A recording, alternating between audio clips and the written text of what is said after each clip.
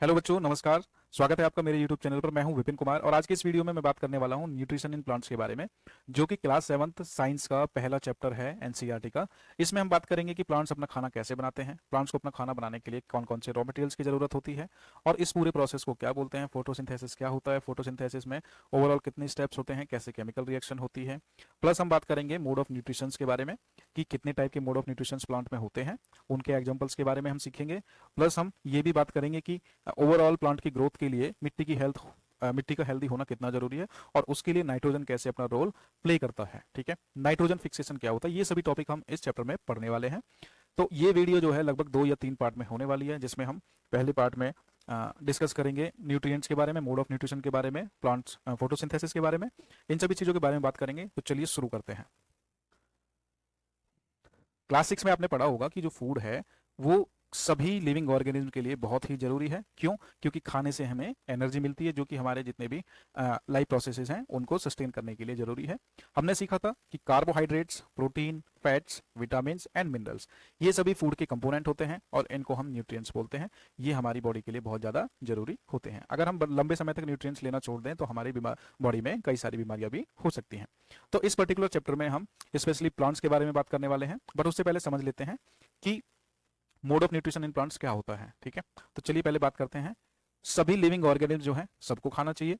तो जो प्लांट्स हैं वो अपना खाना खुद बना सकते हैं, खुद सिंथेसाइज कर सकते हैं अपनी बॉडी के अंदर using the raw materials such as water, carbon dioxide and minerals. ठीक है, in the presence of chlorophyll and the sunlight. Okay, लेकिन जानवर और इंसान ऐसा नहीं कर सकते, इसीलिए ये जो है अपना खाना कहाँ से लेते हैं, ये प्लांट से लेते हैं। या तो डायरेक्टली लेते हैं या इनडायरेक्टली। डायरेक्टली मतलब कि प्लांट बेस्ड फूड अगर हम यूज करें तो वो डायरेक्ट हम प्लांट पे डिपेंडेंट हो गए, या फिर ऐसे जानवरों को खाया जाए जो कि प्लांट पे डिपेंड करते हैं। ठीक है, तो ये चीज होती है।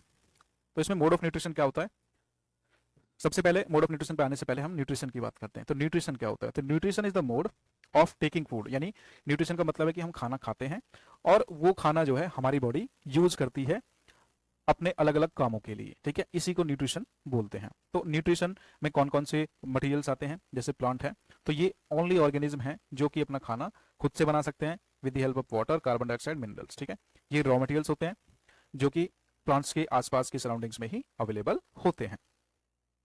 तो ये न्यूट्रिएंट्स जरूरी क्यों होते हैं? क्योंकि इससे लिविंग ऑर्गेनिज्म की जो बॉडी है उसको बिल्ड करने में हेल्प मिलती है, ग्रो करने में हेल्प मिलती है, टूट फूट हो जाए बॉडी में तो उसको रिपेयर करने में हेल्प मिलती है, प्लस एनर्जी स्टोर करने में भी हेल्प मिलती है, जो कि डिफरेंट लाइफ प्रोसेसेस को कंटिन्यू रखने के लिए बहुत ही जरूरी होता है। ठीक है, मोड ऑफ न्यूट्रिशन, अब यहाँ पे बात आती है मोड ऑफ न्यूट्रिशन जिसमें ऑर्गेनिज्म अपना खाना खुद से बनाते हैं फ्रॉम दी सिंपल सब्सटेंसेज, जो कि हमने पीछे बात करी रॉ मटेरियल्स, उन्हीं की बात हो रही है। तो ऐसे ऑर्गेनिज्म को हम बोलते हैं ऑटोट्रॉफिक, सॉरी ऐसे मोड ऑफ न्यूट्रिशन को बोलते हैं ऑटोट्रॉफिक, और इस मोड ऑफ न्यूट्रिशन को यूज करने वाले ऑर्गेनिज्म को हम बोलते हैं ऑटोट्रॉप्स, और ये केवल प्लांट्स में होता है, इसलिए प्लांट्स को हम ऑटोट्रॉप्स भी बोल देते हैं। ठीक है, उसके अलावा एनिमल्स एंड बाकी के जो अदर ऑर्गेनिज्म होते हैं वो फूड कैसे खाते हैं, वो जो प्लांट्स द्वारा प्रिपेयर फूड है उसी को कंज्यूम करते हैं। इसी वजह से इनको हीट्रियोट्रॉप्स बोलते हैं। हीट्रियो मतलब अदर, यानी कि अपने खाने के लिए दूसरों पे डिपेंडेंट जो ऑर्गेनिज्म होते हैं उनको हीट्रियोट्रॉप्स बोलते हैं।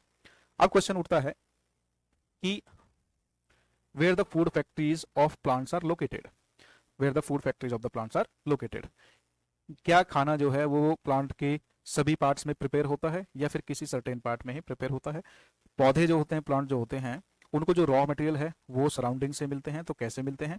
How do they transport them to the food factories of the plants, यानी कि पत्तियों तक उन मटेरियल्स को, रॉ मटेरियल्स को वो कैसे पहुंचाते हैं। तो इन सभी क्वेश्चंस का आंसर जानने के लिए चलिए आगे बढ़ते हैं। तो इसमें नेक्स्ट टॉपिक है फोटोसिंथेसिस। फोटोसिंथेसिस मतलब food making process in the plants. अब हमें पता चल गया कि जो पत्तियां हैं उन्हीं को फूड फैक्ट्री बोलते हैं, इसलिए अब फूड फैक्ट्री है तो पत्तियों में, फैक्ट्री में खाना बनाने के लिए रॉ मटेरियल भी चाहिए होता है। तो ये जो रॉ मटेरियल है ये पत्तियों तक पहुंचना चाहिए। तो इसमें जो पानी और मिनरल्स होते हैं जो कि मिट्टी के अंदर होते हैं, तो ये रूट की हेल्प से, यानी कि प्लांट की जड़ों की हेल्प से ये धीरे धीरे पत्तियों तक ट्रांसपोर्ट हो जाते हैं। जो कार्बन डाइऑक्साइड होती है वो हवा से ली जाती है, और इसके लिए पत्तियों में जो छोटे छोटे पोर्स होते हैं, टाइनी पोर्स होते हैं, जो कि पत्ती के सरफेस पे रहते हैं। ठीक है, इन पोर्स को, ये पोर्स जो है गार्ड सेल से घिरे हुए रहते हैं और इन पोर्स को हम स्टोमेटा बोलते हैं। अगर इसकी बात करें तो यहाँ पे आप देख सकते हैं ये स्टोमेटा का डायग्राम है, यानी कि इसको अगर हम जूम आउट करेंगे तो कुछ इस तरीके से ये हमें माइक्रोस्कोप में दिखेगा। तो इसमें ये इधर और ये इधर, ये दोनों की दोनों गार्ड सेल हो गई। ये बीच में जो है ये ओपनिंग हो गई, यानी कि यहीं से गैसों का एक्सचेंज होता है। गैस मतलब कार्बन डाइऑक्साइड और ऑक्सीजन, ठीक है, उसका एक्सचेंज होता है। प्लस अगर प्लांट्स के अंदर एक्स्ट्रा पानी चला गया तो वो भी यहीं से बाहर आता है through the process of transpiration, ठीक है। तो इसको स्टोमेटल ओपनिंग बोलते हैं, इसको गार्ड सेल बोलते हैं, और इस पूरे यूनिट को हम बोलते हैं स्टोमा, ठीक है। अब इसमें सेक्शन की बात करें, यानी कि अगर पत्ती को यहां से बीच में से काट दिया जाए और उसको सामने से देखा जाए तो कुछ इस तरीके से वो दिखती है। तो इसमें ये पत्ती की और ये नीचे वाली जो स्किन होती है, इसके बीच में ये जो दिख रहे हैं छोटे छोटे बैग टाइप के, तो ये बेसिकली क्लोरोफिल है, ठीक है, ये क्लोरोफिल है। माइक्रोस्कोप में देखने पे कुछ ऐसा दिखाई देता है ये। इसमें ये गार्ड सेल्स हैं और ये स्टोमा है यहाँ पे, ठीक है, गार्ड सेल्स है और ये स्टोमा है। इनके बीच से जब ये ओपन होता है तो यहाँ से गैसों का एक्सचेंज होता है, जब ये क्लोज होता है तो गैसियस एक्सचेंज जो है वो नहीं होता है, ठीक है। तो चलिए फिर से वापस चलते हैं यहाँ पे। गैस हो गया, अब बात करते हैं वाटर और मिनरल्स की। तो जो वाटर है और मिनरल्स हैं वो कैसे ट्रांसपोर्ट होते हैं, तो वो पत्तियों तक ट्रांसपोर्ट होते हैं। छोटी छोटी ट्यूब्स टाइप की वेसल्स होती हैं जो कि जड़ से लेके स्टेम के अंदर से होते हुए, ब्रांचेस से होते हुए पत्तियों तक पहुंचती हैं, और ये एक कंटिन्यूअस पाथ बनाती है, यानी कि एक कंटिन्यूअस रास्ता बनाती है जहां से पानी और मिनरल्स जो है ट्रेवल करके पत्ती तक पहुंचते हैं, ठीक है। दे आर कॉल्ड वेसल्स, इनको वेसल्स बोलते हैं। इनके बारे में और ज्यादा जानना है तो हमें जो है चैप्टर 7 जो इसका आएगा, जिसमें ट्रांसपोर्ट ऑफ मटेरियल्स की बात होगी, तो वहां पे हम इसको डिटेल में डिस्कस करेंगे।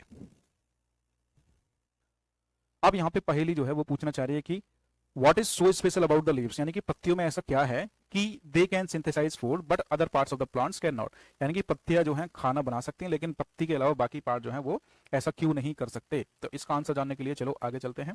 तो जो पत्तियां होती हैं उनमें एक हरे कलर का केमिकल होता है, ग्रीन पिगमेंट होता है, जिसको हम क्लोरोफिल बोलते हैं।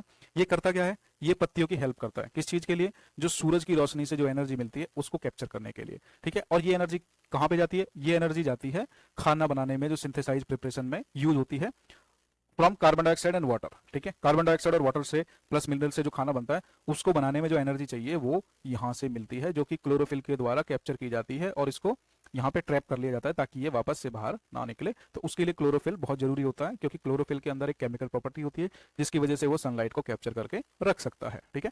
अब बात आती है कि क्योंकि जो खाना है वो सनलाइट के प्रेजेंस में बन रहा है, तो इसी वजह से इसको फोटोसिंथेसिस बोल देते हैं। फोटोसिंथेसिस मतलब, फोटो मतलब यहाँ पे लाइट से होता है, सिंथेसिस मतलब हमें पता है प्रिपरेशन होता है। तो फोटोसिंथेसिस यानी कि the food is prepared with the help of sunlight, okay, या फिर with the help of light.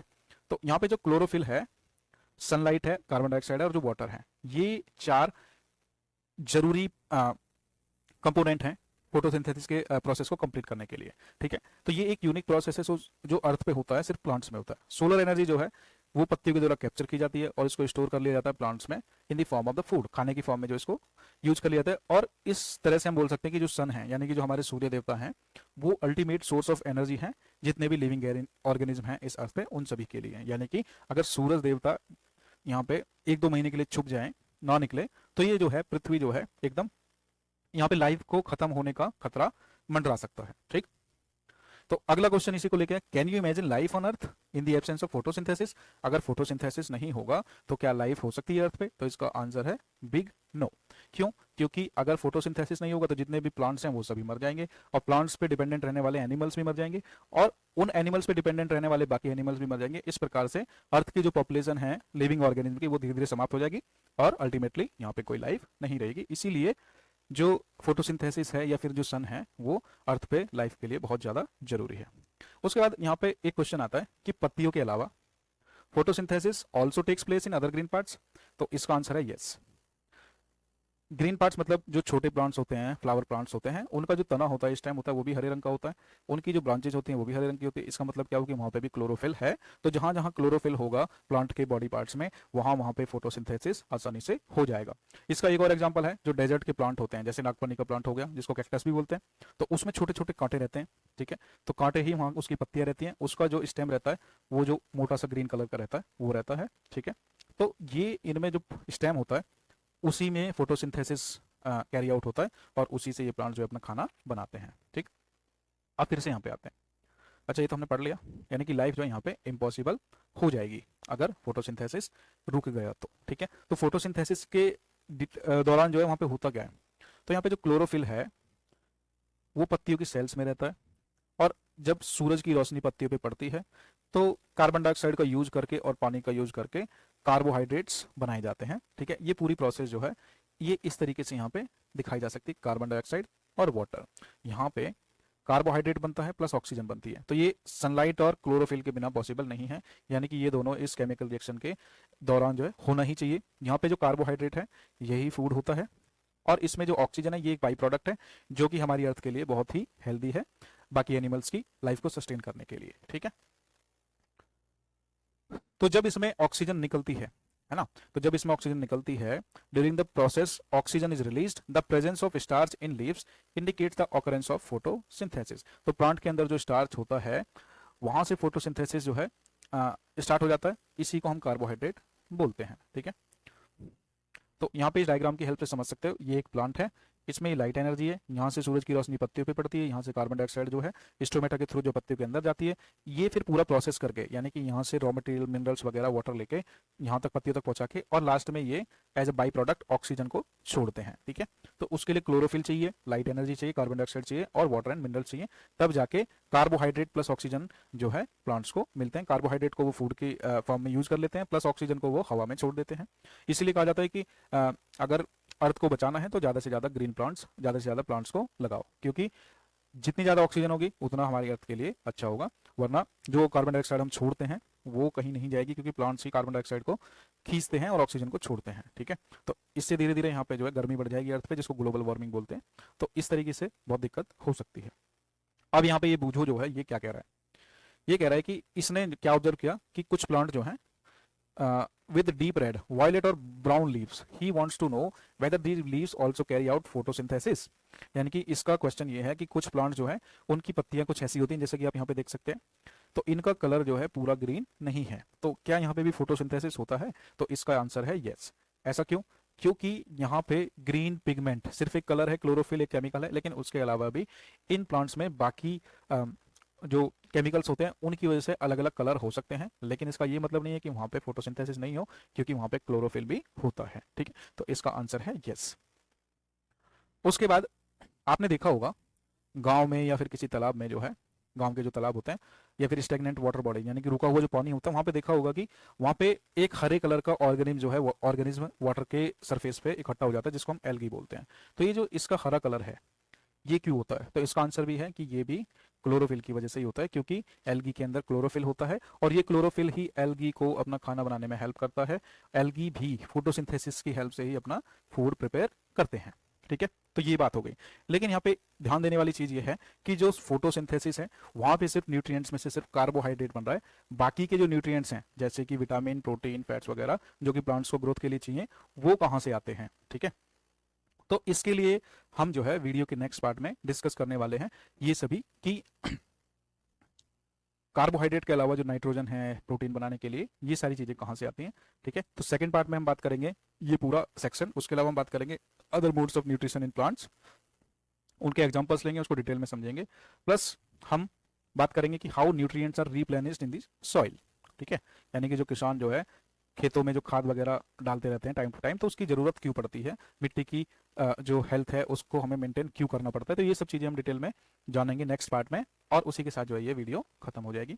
तो अभी के लिए आई होप आपको वीडियो पसंद आई होगी, अगर हाँ तो आप अपने दोस्तों के साथ इसको शेयर कर सकते हैं, चैनल को सब्सक्राइब कर सकते हैं और ऐसी ही वीडियो के लिए चैनल पर बने रह सकते हैं। इसी के साथ थैंक यू वेरी मच, धन्यवाद।